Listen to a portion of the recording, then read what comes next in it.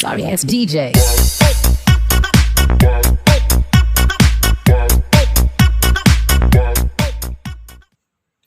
Sebelumnya, Assalamualaikum warahmatullahi wabarakatuh. Selamat pagi anak-anak.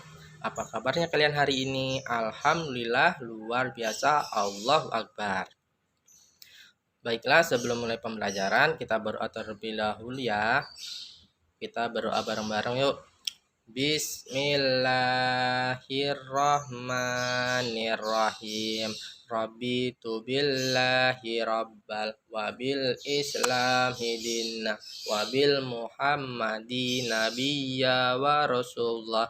Rabbi zidni ilma warzuqni fahma. Amin ya rabbal alamin. Amin.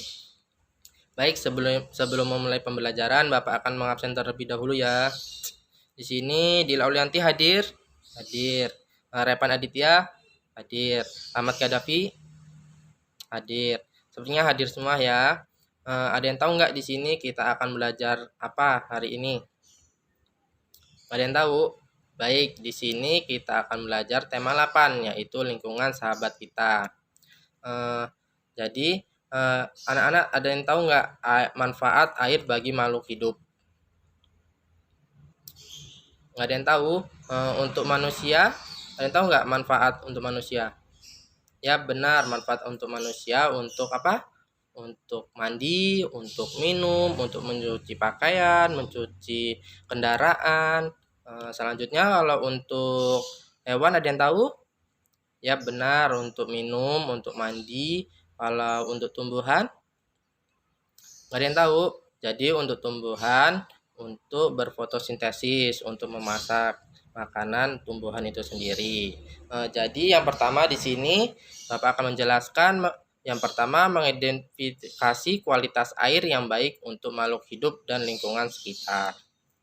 Air yang kita gunakan sehari-hari harus bersih. Kualitas air yang baik sangat berpengaruh terhadap kehidupan makhluk hidup dan lingkungan sekitarnya. Syarat-syarat kualitas air yang baik. Syarat fisika. 1. Air tidak berasa. Dapat disebabkan oleh zat organik, cairan kimia, atau logam yang masuk ke dalam air. Yang kedua, air tidak berbau. Air tidak berbau biasanya disebabkan oleh pembusukan zat organik dan pencemaran lingkungan. Yang ketiga, air tidak keruh dan tidak berwarna. Air yang keruh dan berwarna dapat disebabkan oleh zat organik atau zat lain tercampur dalam air.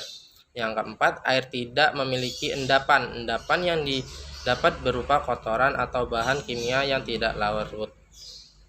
Syarat kimianya, 1. Memiliki tingkat keasaman yang normal. Air tidak mengandung bahan kimia beracun. Yang syarat biologinya, air tidak mengandung bakteri patogen. Patogen adalah bakteri yang berbahaya jika dikonsumsi oleh makhluk hidup tertentu. Baik, selanjutnya dampak pencemaran air. Pencemaran air biasanya disebabkan oleh limbah industri, sampah kemasan makanan atau minuman, sisa deterjen, dan pestisida. Sampah membuat aliran sungai tidak lancar dan berbau tak sedap. Tanah yang tercemar limbah mengganggu kesuburan tanah.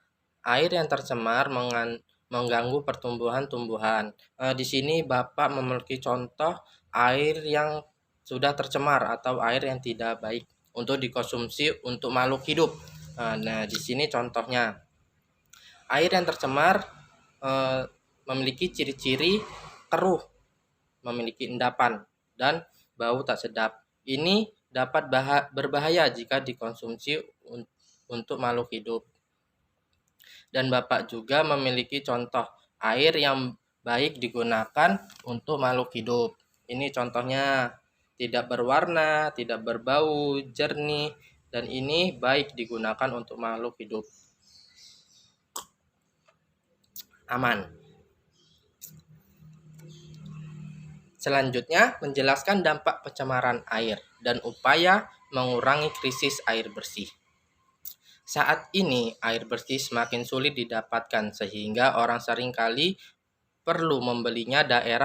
Daerah perkotaan merupakan tempat yang paling sulit mendapatkan air bersih. Hal ini karena sungai atau sumurnya telah tercemar.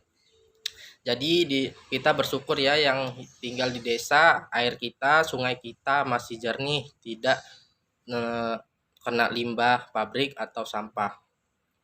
Di daerah perkotaan padat penduduk, airnya sudah tercemar oleh limbah pabrik dikarenakan di daerah perkotaan banyak pabrik yang membuang sampah sembarangan. Selanjutnya, mengurangi krisis air dengan tindakan berikut.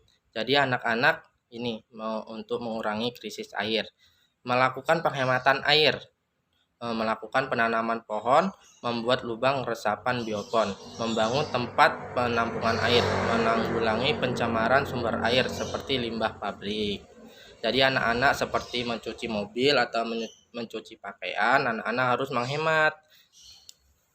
Penanaman pohon, seperti contohnya pohon yang sudah gundul atau kebakaran hutan atau penebangan liar. Kita harus menanam pohon itu agar ada resapan air. Selanjutnya, pengaruh kualitas air bagi keluarga. 1. Kesehatan keluarga dan hewan peliharaan terganggu. Yang kedua, pakaian dan peralatan makanan akan kotor. Yang ketiga, tanaman akan layu bahkan mati.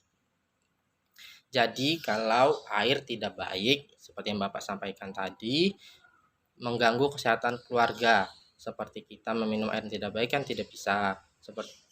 Dan hewan juga akan terganggu kesehatannya. Yang kedua, kalau air kotor, pakaian dan peralatan makanan akan menjadi kotor. Yang ketiga, tanaman akan layu bahkan mati. Oleh karena itu, kita harus menggunakan air yang berkualitas baik untuk keluarga kita. Jika kita menggunakan air yang berkualitas baik, anggota keluarga menjadi sehat, pakaian, peralatan, makanan, dan rumah kita pun menjadi bersih. Air yang bersih memiliki ciri-ciri tidak berasa, tidak berbau, dan tidak berwarna. Nih contohnya nih. Air yang tercemar dapat menimbulkan penyakit.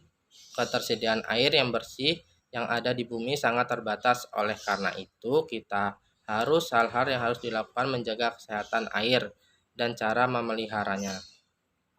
Ini contohnya cara-cara memelihara air bersih. Pertama, mencuci pakaian dengan air secukupnya. Menggunakan air cucian beras atau sayuran untuk menyiram tanaman. Yang ketiga, menghemat air ketika mencuci kendaraan. Jadi, air bekas cucian beras atau sayuran itu bisa digunakan untuk menyiram tanaman.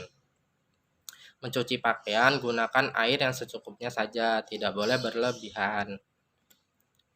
Baik, karena waktu kita sudah habis terkait materi tadi, ada yang ditanyakan tidak? Tidak ada. Apa udah jelas semua? Alhamdulillah kalau sudah jelas semua. Sebelum menutup, nanti Bapak beri PR terlebih dahulu ya, kerjakan, nanti besok dikumpul. Sebelum pulang kita berdoa terlebih dahulu ya. Ayo dipimpin ketua kelas. Doa mulai. Doa selesai. Mungkin itu aja yang dapat Bapak sampaikan. Bila ada salah kata, Bapak mohon maaf. Lebih kurang, Bapak mohon maaf. Wabillahi taufiq wal hidayah. Wassalamualaikum warahmatullahi wabarakatuh.